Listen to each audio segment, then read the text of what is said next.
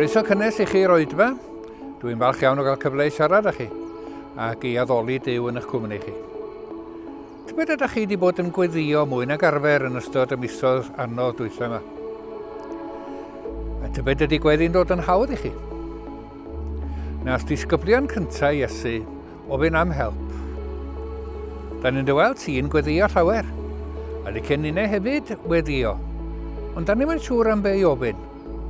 Nid i'n dysgu ni.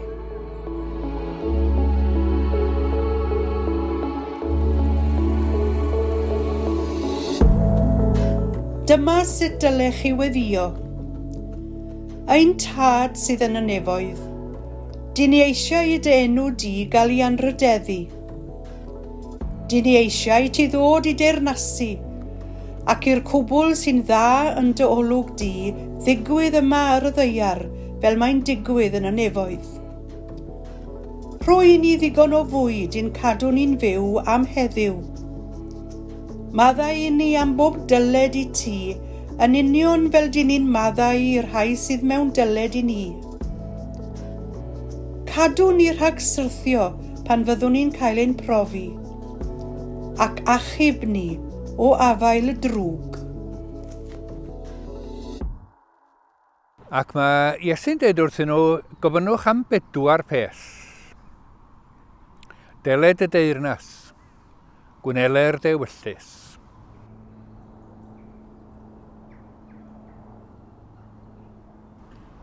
Ble bynnag mae teyrnas Dduw, mae ewyllus yn cael ei gweithredu. A lle bynnag mae pethau yn hawddgar ac yn garedig, dyna lle mae'r deyrnas. Ymgyrchu o blaid y deyrnas yr oedd Iesu. Dyna ei ymdrech benna, a'i obeth penna. Ac mae yn awyddus i weld i ddisgyblion yn rhoi hynny ar frig i rhestr rwythau o bynion mewn gweddi.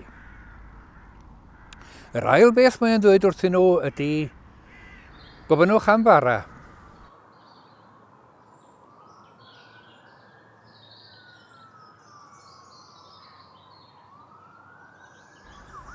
Dyroi ni heddiw ein bara beunyddiol. Gofynnwch am fara, y peth sylfaenol. Nid am y moethus, am fara. Ac am fara ar gyfer heddiw, un dydd ar y tro. A phan fyddwn ni'n gofyn am fara, da ni'n mynegu yn dibyniaeth. Da ni yn deud yn bod ni'n ddibynnol ar Dduw, ac ar y cread, ac ar ein gilydd. Ac wrth ofyn am fara, da ni'n cofio hefyd, mae'r un sy'n yn cyfarwyddo ni wneud hynny ydy'r un sy'n galw'i hun yn fara'r bywyd. Bydd gyda ni heddiw, Arglwydd Iesu. Y trydydd peth mae Iesu'n deud wrthyn nhw am ofyn amdano ydy maddeuant.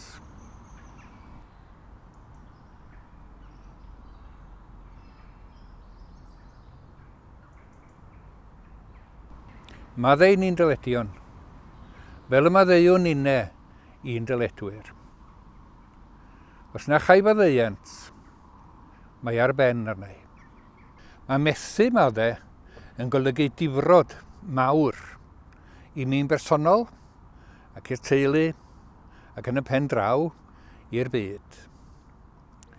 Mae'n hawdd iawn deud wrth bobl eraill am faddau.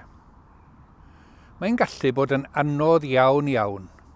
Chi wedi cael poen ofnadwy. Falle bod rhywun wedi gwneud rhyw drwg mawr i rhywun sy'n agos ato chi.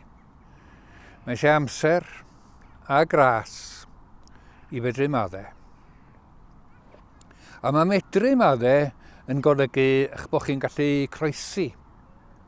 Bod yn llawen unwaith eto yng nghwmni'r llall. Gwna fi'n ddigon mawr i fedru maddau ac yn ddigon mawr i dderbyn maddeuant. Dyna'r trydydd peth. Ac wedyn yn peth ola, mae Iesu'n dweud wrth i ddisgyblion mae eisiau nhw ofyn amdano, ydy nac arwain ni i brofedigaeth.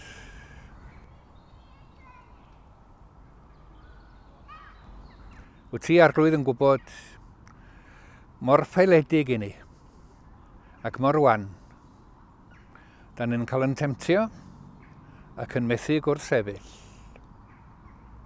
Tregar ha wrthon ni. Ac yn fwy na dim rhwystra ni rhag I ni gefnu arna ti. Gwared ni rhag yr un drwg.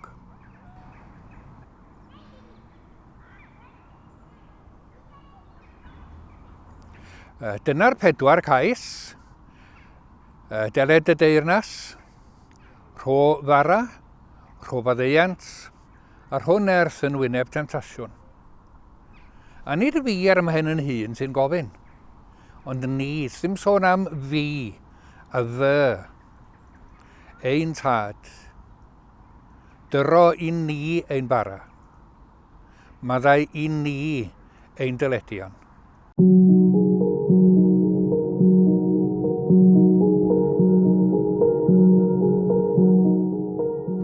Ein tad, cydnabyddwn dy fawredd, dy sancteiddrwydd, dy ogoniant, a diolchwn am gael agosau atat. Yn dymuniad cyntaf yw bod ewyllus di yn cael ei parchu, a phawb ohonyn ni'n ofalus o'n gilydd.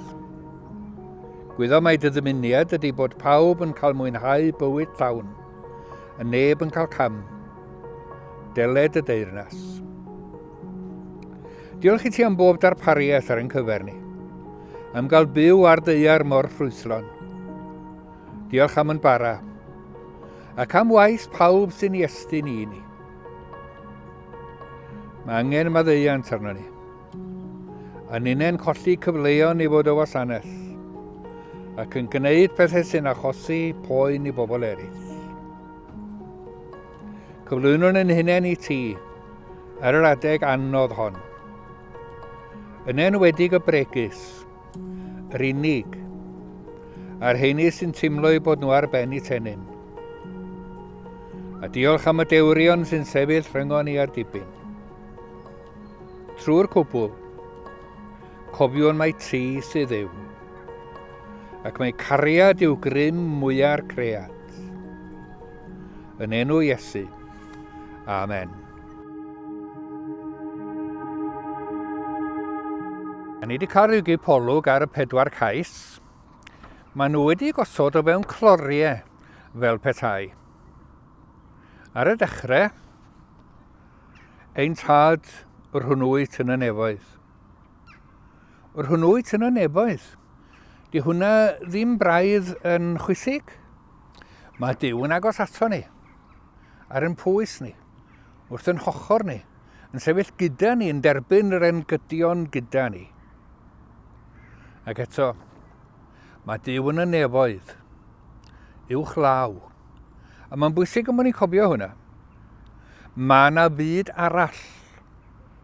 Nid yn deiar fregus, helbylus, anheg ni di canol popeth sydd. Mae dimensiwn arall, lle mae popeth yn hardd, yn lân, yn garedig. Mae dy weddi di ddisgybl anwyl, am dy fywyd ar y ddaear hon, ar hyn o bryd, o ddydd I ddydd. Ond nawr ag yn y man, cod dy lyged, gwel uwch law cymylau amser.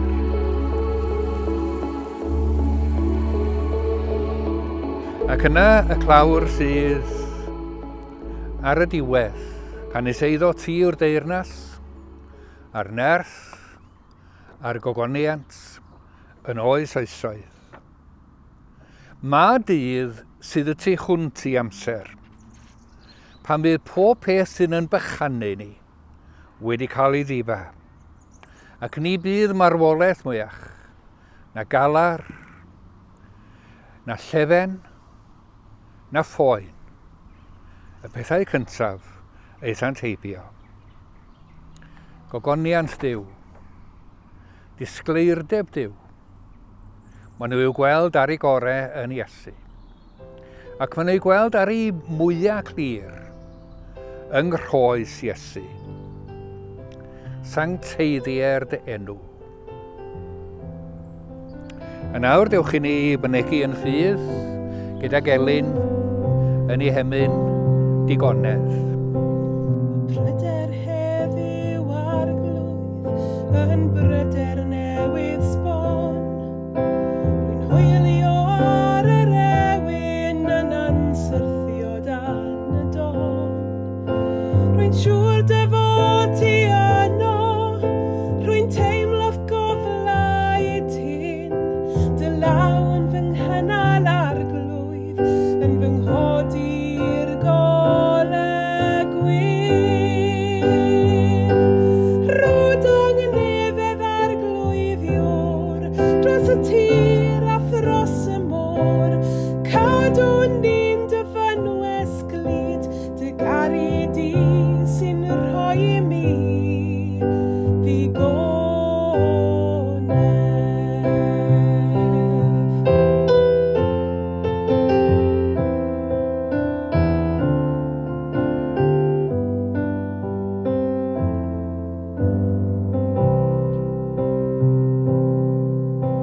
Cysgodi mai dy bobl rhag anghwylder creulon cudd, helbilon sy'n myd ferwi yn dymhestloedd tywyll brif.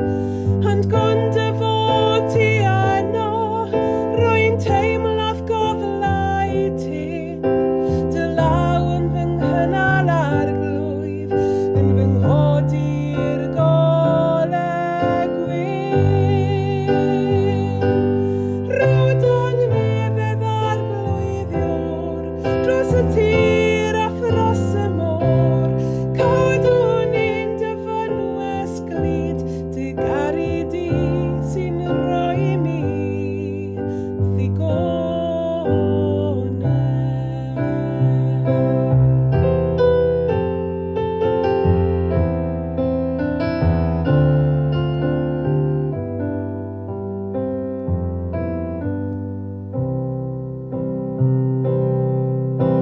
A sylweddol af arglwydd, dy fod yma gyda mi.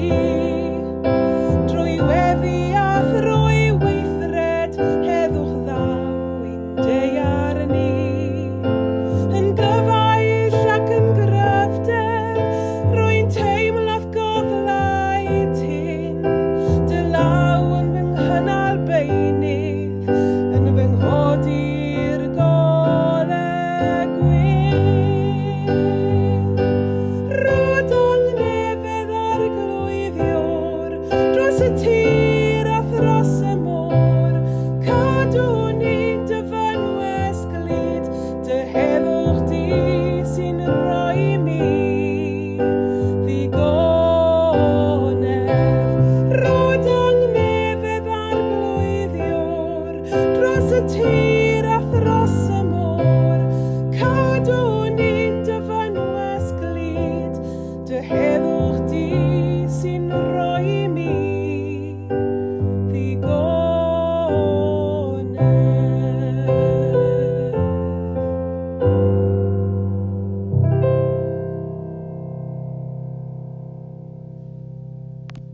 Gras ein harglwydd Iesu Grist, a chariad Duw, a chymdeithas yr ysbryd glân, a fydd o gyda ni am byth.